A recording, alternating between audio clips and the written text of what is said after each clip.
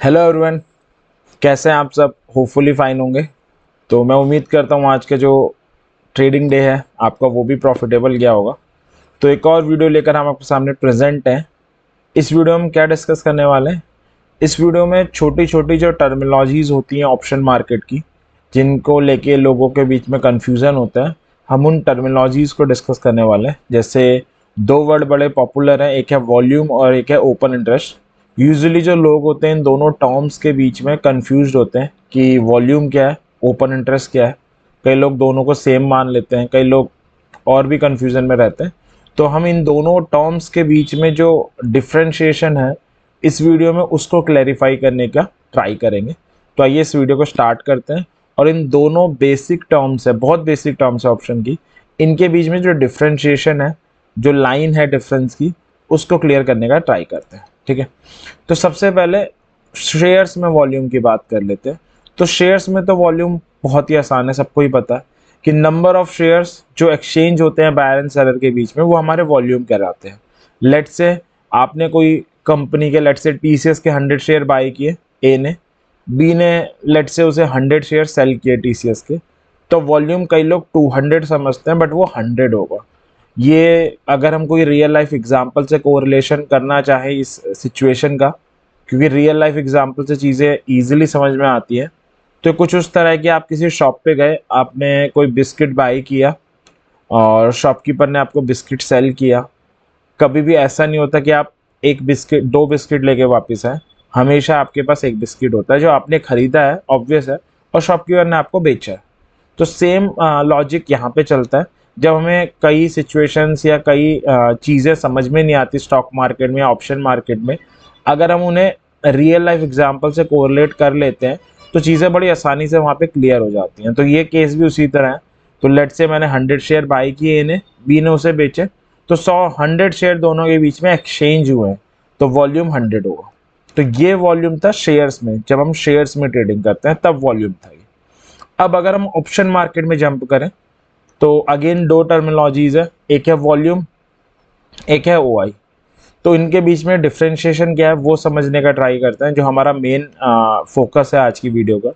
तो जब हम वॉल्यूम की बात करते हैं ऑप्शंस में, तो ये होता है नंबर ऑफ कॉन्ट्रैक्ट जो एक डे में ट्रेड हुए हैं, जो एक ट्रेडिंग डे में टोटल 9 से 3:30 बजे के बीच में जितनी भी ट्रेडिंग हुई है। ऑब्वियस ऑप्शन मार्केट 9:15 से ओपन होता है, डेरिवेटिव मार्केट।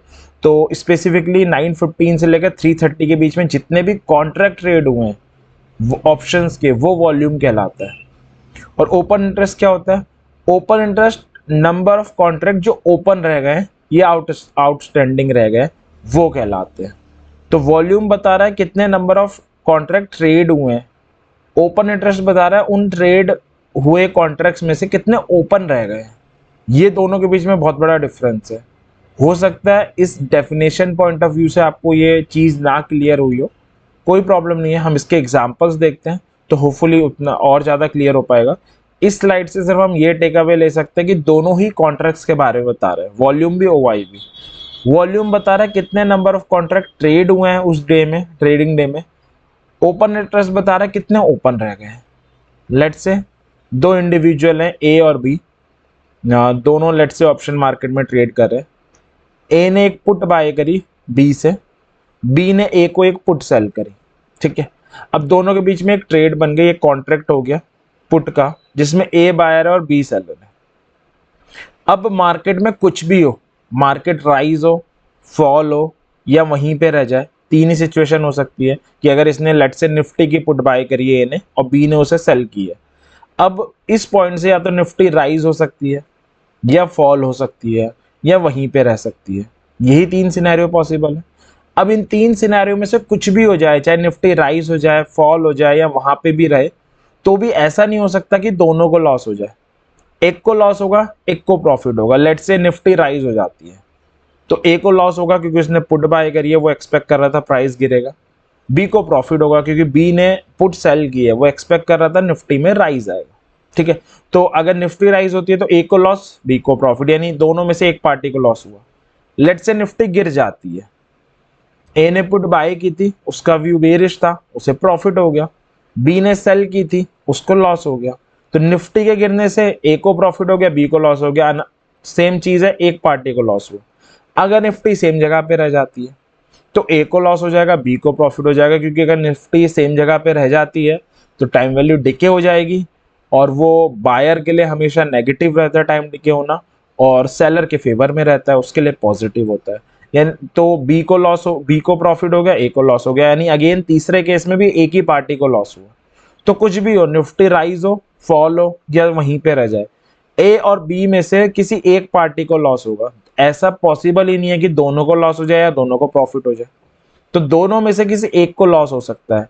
ए या बी में से कोई एक बंदा है जो लॉस लेके जाएगा, दूसरा प्रॉफिट लेके जाएगा, यानी एक इंडिविजुअल है जो रिस्क पे है, तो ओ आई 2 नहीं होगा, हमेशा 1 होगा। तो ओ आई देखता है कि कितने नंबर ऑफ कॉन्ट्रैक्ट रिस्क पे है, तो ए और बी में कॉन्ट्रैक्ट हुआ, ए ने पुट बाय करी, बी ने पुट सेल करी। अब कुछ भी हो इन फ्यूचर, दोनों पार्टी में से एक पार्टी लॉस लेके जाएगी, एक प्रॉफिट लेके जाएगी।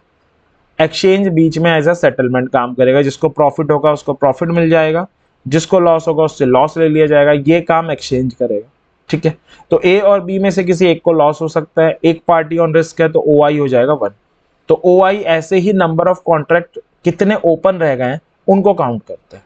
ठीक है, अब एक इंटरेस्टिंग फैक्ट क्या है, वॉल्यूम इन ऑप्शन हमेशा इंक्रीज हो सकता है, 5 से 6, 7, 8, 9, 10, 11, 12 एंड सो ऑन, इंक्रीज ही होगा वॉल्यूम हमेशा।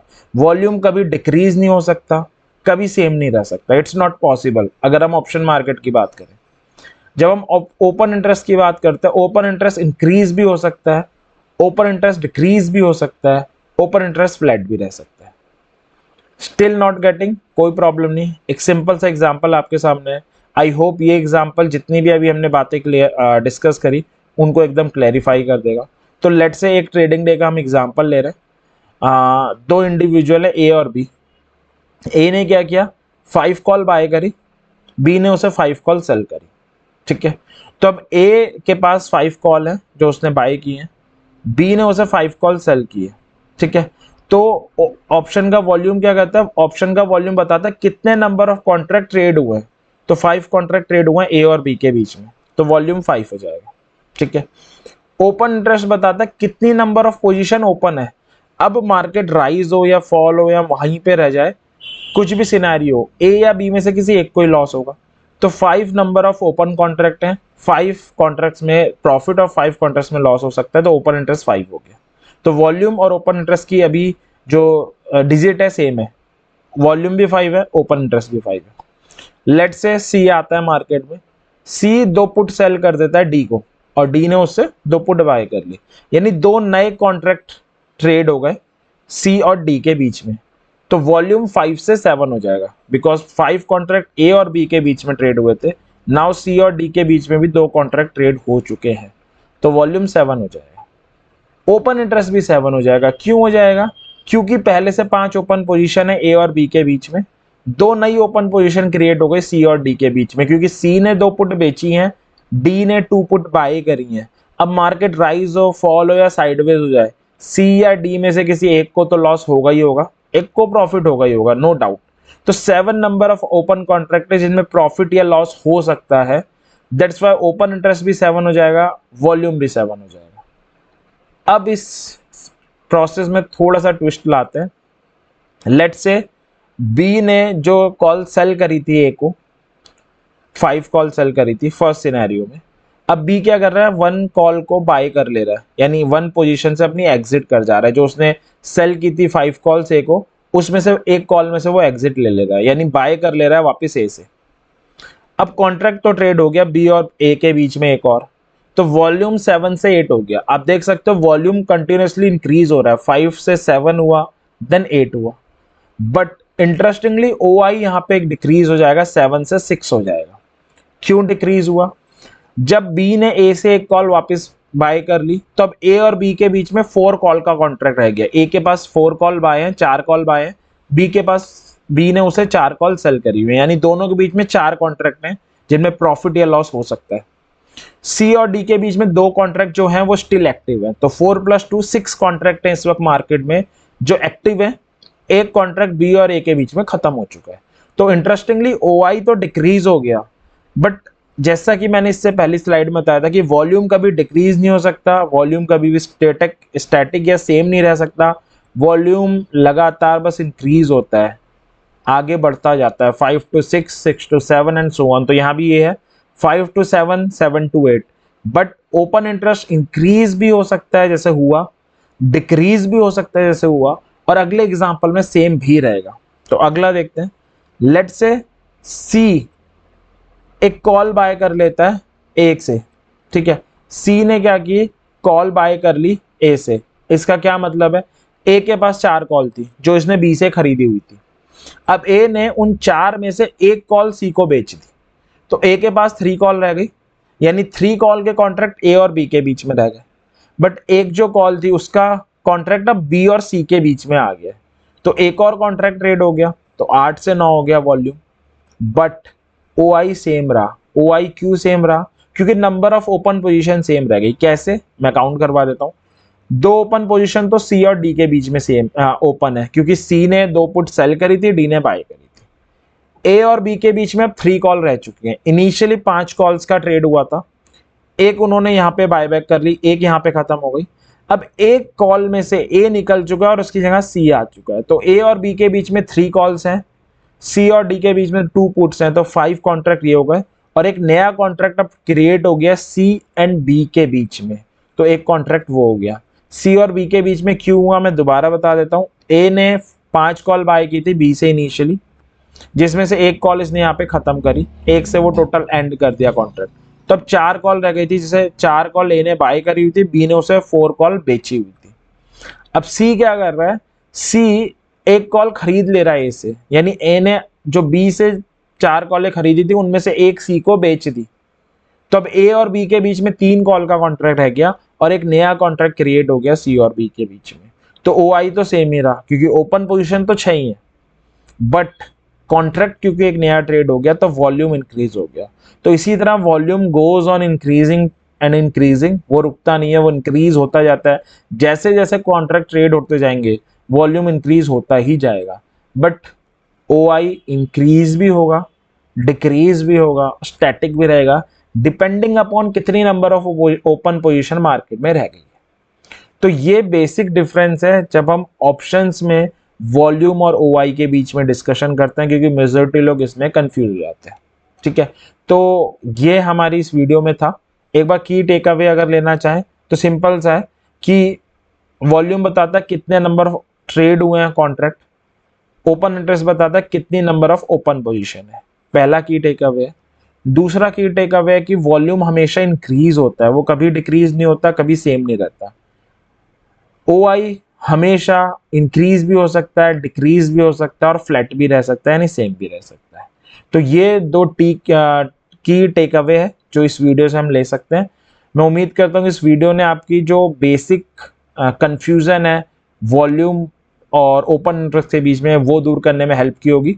इसी विश के साथ इस वीडियो को एंड करेंगे। वीडियो पसंद आई हो लाइक करना ना भूलें, और चैनल को सब्सक्राइब भी करें ताकि हम ऐसी और इन्फॉर्मेटिव वीडियो ला सके सॉरी, और तो आपको पता चल सके, आप उससे कुछ सीख सको और अपने कंफ्यूजन्स को दूर कर सको। Thank you very much video को देखने के लिए। Happy trading.